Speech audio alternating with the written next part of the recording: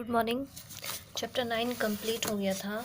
आज स्टार्ट करते हैं साधारण ब्याज, सिंपल इंटरेस्ट। अब ये होता क्या है, जैसे यहाँ पे हम बता रहे हैं, जैसे कोई बच्चा विद्यालय जाने के लिए उसको मोटरसाइकिल चाहिए, लेकिन उसके पापा के पास पैसा नहीं है।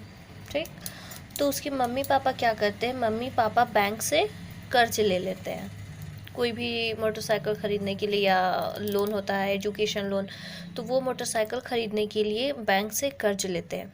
तो बैंक से वो जो दिया वो उधार हुआ।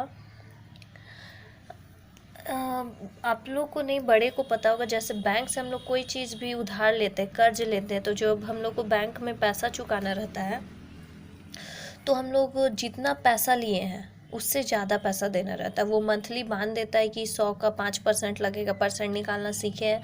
तो जैसे मान लीजिए बैंक से हम लोग 10,000 लिए, ठीक, 10,000 लिए, उसको हम लोग को फिर 10,000 को मान लीजिए 5 महीना में हम लोग को बैंक में पूरा पैसा को वो जमा कर देना है। तो वो क्या करता है, इंटरेस्ट एक बांध देता है कि 10,000 में आप लोग को 5,000 एक्स्ट्रा लगेगा, तो वो हम लोग को बैंक को फिर 15,000 देना पड़ता है। तो 10,000 जो लिए उसके अलावा भी हम लोगों को अतिरिक्त राशि कुछ बैंक में देना पड़ता है। तो अब देखिए उसमें होता क्या, तो बैंक से जो हम लोग उधार लिए, कर्ज लिए, वो कहलाता है मूलधन। वो सबको याद करना पड़ेगा क्या चीज़ क्या कहलाता है। तो जो उधार लिया गया वो होता है मूलधन, और निश्चित समय के बाद, जितना टाइम के बाद जो एक्स्ट्रा पैसा लौटाते हैं हम लोग, जो 10,000 में 5,000 एक्स्ट्रा लौटाएं अतिरिक्त राशि, उसको कहते हैं इंटरेस्ट, ब्याज। जो कर्ज लिए वो हो गया मूलधन, और जो कर्ज के अलावा जो पैसा हम लोग लिए उसके अलावा जो एक्स्ट्रा पैसा हम लोग को देना पड़ता है, अतिरिक्त राशि देना पड़ता है, उसको कहते हैं ब्याज। अब है निश्चित अवधि के बाद बैंक में कुल जो पैसा जमा किए, मतलब जो लिए 10,000 वो, और जो एक्स्ट्रा जमा किए 5,000 वो, 10 और 5 15,000, मूलधन और अतिरिक्त राशि, वो जो दोनों का टोटल होता है उसको कहते हैं मिश्र धन। दोनों का टोटल जितना बैंक से लिया गया वो और जो हम लोग को एक्स्ट्रा लौटा रहे वो होता है मिश्र धन। तीन चीज़ इसमें है, मूलधन, ब्याज, मिश्र धन। टाइम देख के पता चल जाएगा कितना साल का है, और जो रेट रहेगा, दर रहेगा, उसमें परसेंट लगा हुआ रहता है। तो ये सब चीज़ डेफिनेशन है, इसको सबसे पहले डेफिनेशन को कॉपी में लिखना होगा। चैप्टर 10 साधारण ब्याज, मूलधन। किसी से उधार ली गई राशि को मूलधन कहते हैं, जिसे पी के द्वारा, कैपिटल पी के द्वारा व्यक्त करते हैं। प्रिंसिपल इसका फुल इंग्लिश नेम है, इसलिए इसको कैपिटल पी से डिनोट करते हैं। फिर है ब्याज, इंटरेस्ट।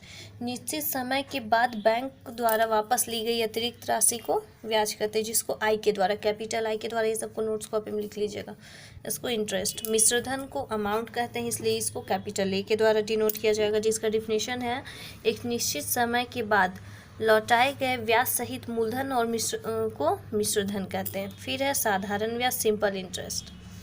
यदि मूलधन मतलब ये तीनों गुना हो जाता है, ये है उसका फॉर्मूला, साधारण ब्याज निकालने का फॉर्मूला। इसी से आपका पूरा चैप्टर बनेगा। दर को आर और समय को टी के द्वारा व्यक्त करते हैं, तो ये हो गया ऐसा। ये सब चीज़ें नोट्स कॉपी में लिख लीजिएगा आप लोग। साधारण ब्याज, simple interest, P R T. मान लीजिए पी निकालना रहेगा, तो ये जो 100 डिवाइड में ये गुना में हो जाएगा, बाकी दोनों नीचे। बस ये फार्मूला याद कीजिएगा, बाकी हो जाएगा। और एक ये है फार्मूला, दो फार्मूला मेन है। मिश्रधन बराबर मूलधन प्लस ब्याज, ये होता है फार्मूला, यहाँ पे लिखा हुआ है। मिश्रधन बराबर ए का होता है मिश्रधन, तो हिंदी में भी लिख लीजिएगा, मिश्रधन बराबर मूलधन प्लस ब्याज, ये फॉर्मूला है दो। अब क्वेश्चन से स्टार्ट करते हैं, काफ़ी इजी चैप्टर है, यही तीन बस। एस आई का formula P R T by 100, P मूलधन, आर दर और टी समय, ये चीज़ दिया हुआ रहेगा। तो क्वेश्चन नंबर 1 है आपका, निम्न प्रश्नों का साधारण ब्याज ऐकिक नियम। ऐकिक नियम मतलब जैसे हम एग्जाम्पल बता रहे हैं, जैसे आप लोग को लिखा रहेगा कि 5 kg आम का रेट 20 रुपया है, तो 10 kg आम का रेट कितना होगा, तो निकालते हैं ना, 5 kg आम का रेट बराबर इतना, इसलिए 1 kg का इतना, इसलिए 10 kg का इतना, वैसे निकलेगा। तो पहला एक हम बताते हैं, बाकी आप लोग खुद से बनाइएगा। इसमें दो क्वेश्चन बता देंगे, एक पहला बता देंगे, एक चौथा बता देंगे, बाकी सभी जी है। यदि 100 रुपये ब्याज एक वर्ष में, वर्ष है, टाइम दिया हुआ है 5 रुपये 5 रुपये है तो 200 रुपये का ब्याज एक वर्ष में कितना होगा, देखिए क्या दिखाएगा। सिंपल, जो पहला लाइन है उसी को लेके चलेंगे। 100 रुपये का ब्याज एक वर्ष में कितना है, चूँकि 100 रुपये का ब्याज एक वर्ष में 5 रुपये है, यही पहला लाइन, सब में वही चीज़ को देखना है। 100 का ब्याज एक वर्ष में 5 रुपये, इसलिए 1 रुपये का फिर निकालेंगे। 1 रुपये का क्या हो जाएगा, 5 बटा ये 100 जो हो जाता है डिवाइड में चला जाता है, 5 बटा 100। तो 200 रुपये का ब्याज एक वर्ष में कितना हो जाएगा, 5 बचा 100 गुना 200, 1 2 0 0 कट गया, 5 दूना 10, 10 रुपये। सेम टू नंबर, बस एक बार समझाते जा रहे हैं। 600 रुपये का ब्याज एक वर्ष में 60 रुपये है। 600 रुपये का ब्याज एक वर्ष में 60 रुपये, इसलिए 1 रुपये का निकाल देंगे। फिर कितना का बोला है, 900 का, इसलिए 900 का जो कटेगा काट देंगे। ये एक 600 यहाँ पे खुद से काटिएगा, यहाँ पे हम नहीं बता रहे कैसे कटा, इसलिए 900 रुपये का निकल जाएगा। फिर तीसरा है 800 रुपये का ब्याज एक वर्ष में 80 रुपये है। 800 रुपये का ब्याज एक वर्ष में 80 रुपये, तो सिंपल 5 वर्ष का पूछा है तो 5 को 8 से गुना कर देंगे, ये काफ़ी ईजी था।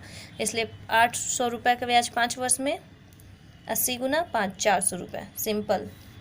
800 रुपये का ब्याज एक वर्ष में 80, फिर सेम 800 का ही पूछा है, अलग रुपया का नहीं पूछा, इसलिए सेम एक वर्ष में 80 रुपया, तो 5 वर्ष में 8 पचे 40, 400 रुपया।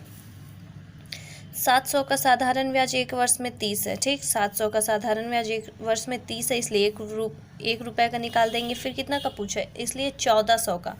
1400 का ब्याज 3 वर्ष में, इसलिए 3 से गुना भी हो जाएगा। ये 1 साल का था, ये 3 साल का पूछा है, इसलिए 3 से गुना हो जाएगा। 3 बटा 700 और ये 1400 गुना, और 3 साल का पूछा है इसलिए गुना 300, जो कटेगा काट देंगे, 180 रुपये आंसर। आज इतना ही, 1 नंबर ही बताते, कल अगला बताएंगे।